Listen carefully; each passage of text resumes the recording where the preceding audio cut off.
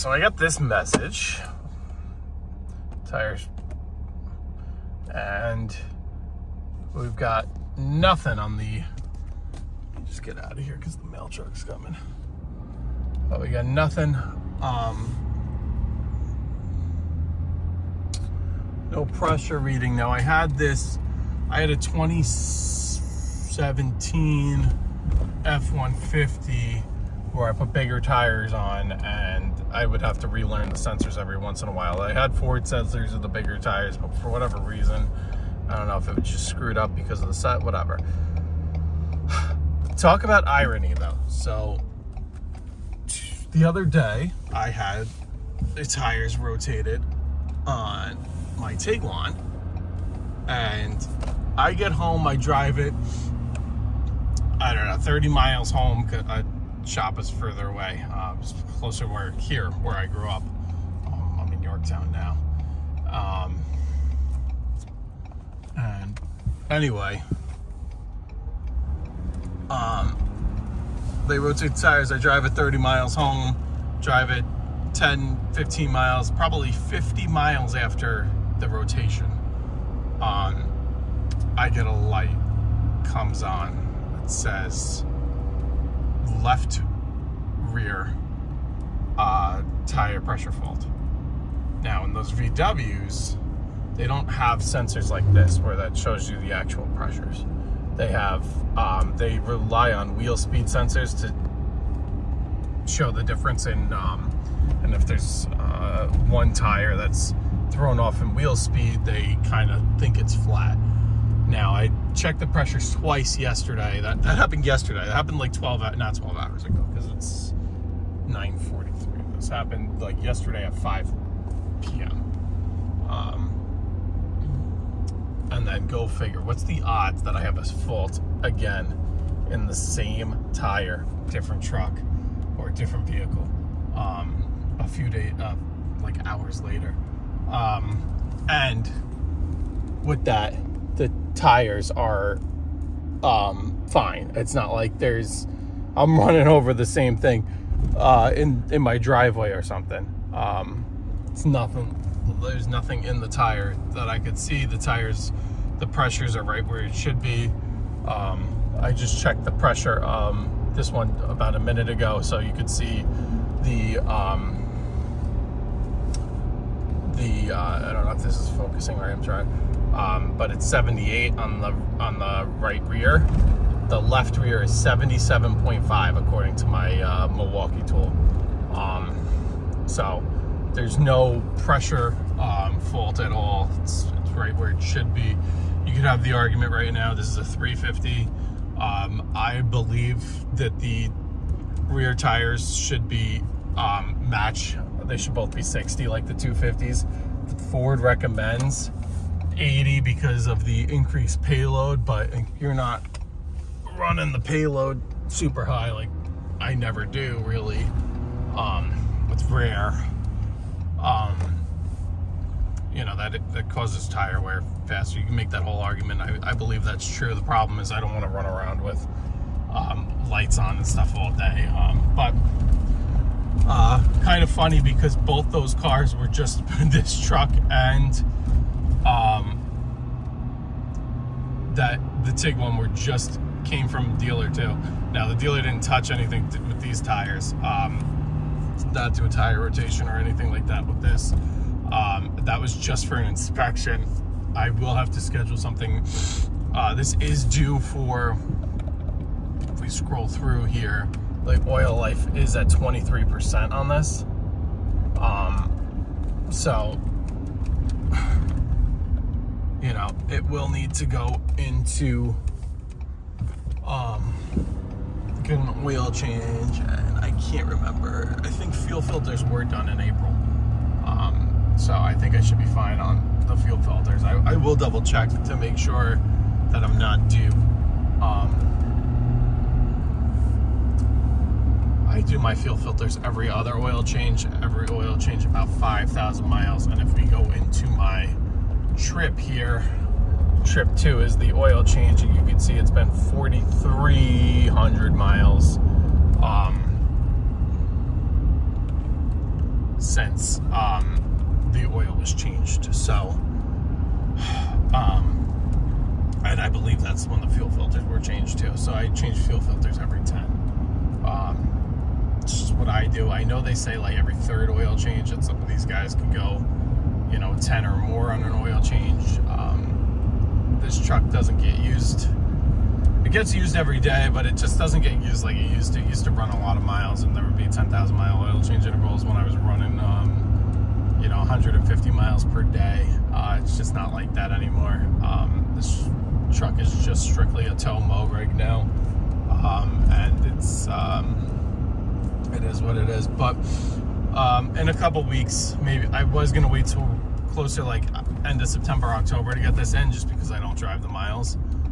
But in a couple weeks, I will try and get this in, probably like a week or two after Labor Day,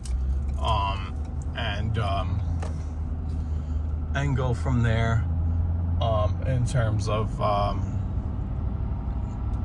just gonna pull this to a UE here, pull this around, in terms of getting this in, and getting the sensor looked at, because in the fall we do use this truck a little bit more with the family in the fall, with the farms and stuff like that. So I'd like to make sure the pressures are all reading correctly with the baby in the car more frequently, and baby in the truck more frequently, I should say. And yeah, that's it. But I'm pulling up to my first house of the day here, 9:48, 62 degrees. We had an inch and a half of rain last night, a lot of rain last night. I got to do a video. I'm not wearing my Cujos. I'm wearing Timberland Pros, which I don't like Timberland Pros. But my Cujos did have kind of a tear in the sole, but I didn't realize it was also through to the inside of the shoe, and the grasses are soaked today, so we are not messing around with that. Anyhow, first one of the day is over here, back behind this growth here, and let's get to it. Quick walkthrough. First time in this one in a very, very long time. Got a board here. This has not been mowed in months, but it's really not bad right here. I'm kind of shocked. We might be in and out of here a lot quicker than I thought. There's just no good access space. It's crazy. Got rocks in there, wells. Got to skip over this. I used to have a path over here, I think. I don't know. All right, let's get started. I'll give you so that's the before. We'll do some after. All right, quick after shot. All this is cleaned up, so I can come over here past the wood. Cleaned up. And come over here. And on this side, this is cleaned up. It's in relation to me walking. And not cleaned up much here. Just a little path end in here. And then that's it. A little stripage. This is incredibly overgrown. I was here last. This parking area was like this. Now it's mostly grass. You could see. Just, I had to put my truck right up against here. This house across the street. I was actually nervous that it was my client, because the house directly across the street had code enforcement that was parked here before. So anyhow, have not touched that one since early June. Let's make sure we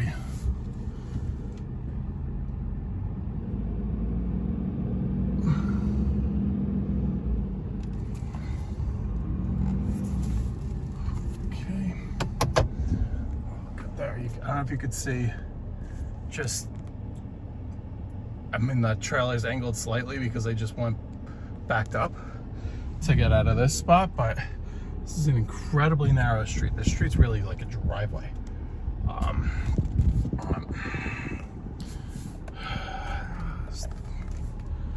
And I didn't even bother with the weed whacker because the town recently came through, but I mowed up to, that's our mailbox right there. I should, one day I'll take the weeds down. I just,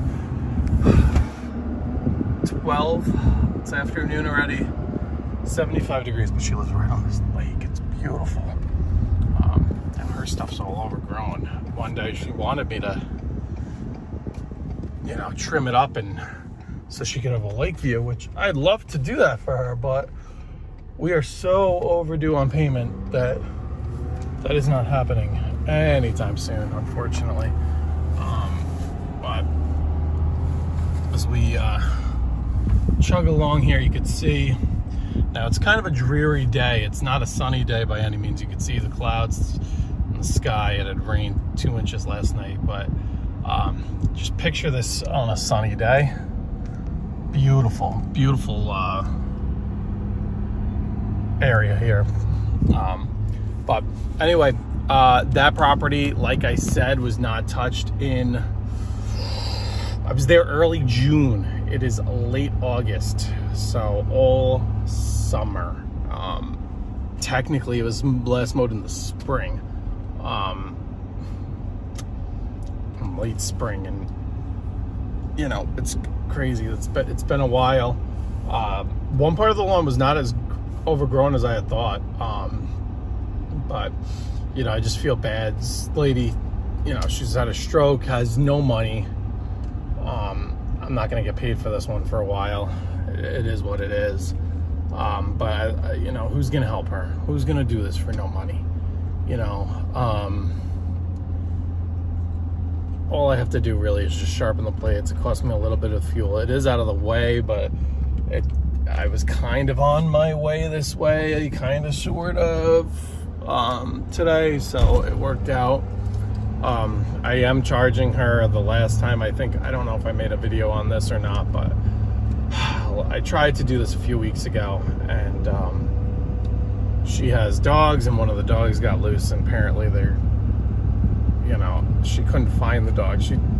Dogs run off, I guess, here and there. She's not too concerned because they always find their way back, but if they're lurking around in the bush or the woods or whatever, they go crazy for the sound of machines, where they, she was worried that they would attack me. So I did tell her, I was like, listen, it's over an hour out of my day to get there and back, because it's a half hour. From her house to my house is a half hour, 20-something minutes. Then you add in time to load up the machines, take off the machine, load up, load out, like, you know, or load up, load out, load up, unload, whatever. It's an hour. So, you know, she's totally understanding that I had a charge. I charged her like really just for half an hour, because I didn't have the heart to charge her. My hourly rate is $125. I think I charged her like $67, something like that.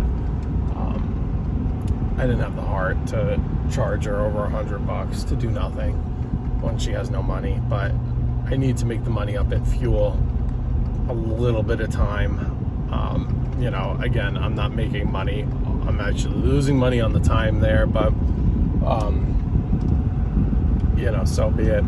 So that's tacked onto this. She'll get charged basically. So that was $67. Each time I mow that yard, it's 90, or it might have went down. I used to charge her 9. I think I walked it back $10. I think it's like 80 something dollars. 87. I think it's 87. She used to live at a property that is very sketchy to get in and out of. It was on a busy road around a sharp curve, and you had to like floor it out of this driveway that was kind of gravelly, and you know what happens in a truck with no weight in the back when you have gravel. It was really scary. So I used to charge her like $100. It was like 97 for that property. I think when she moved here, and this is on like a little dead end, tight corridors, but that's fine. It's not a problem. I dropped her price $10, so it's 87. So it's going to be 87 times 2 plus 67 plus. I might waive the trim fee. Usually I do like a $30 like heavy trim fee, just because I gotta buy new line. It's a lot of extra fuel for the trimmers. That oil mix, the 50-50 oil gas mix, and you know, you're saying you're ripping this lady up. You're not. You're charging for all this. It's a hell of a lot for that equipment to go through all that. And you gotta keep in mind, you also that like I said before, that hasn't been touched since early June. So you have basically all of June, all of July, pretty much all of August. You're talking 2.5 months since that lawn's been touched. 2.5 months of growth. Up until a week or two ago, we were in a little bit of a drought, or up until a week or two ago, it's been nothing but rain all summer long, all spring into all of July. August has been kind of dry. We've just gotten a lot of rain in the last last week or two of August. Wow, I can't speak. August has been, the first couple of weeks of August have been very, very, very dry.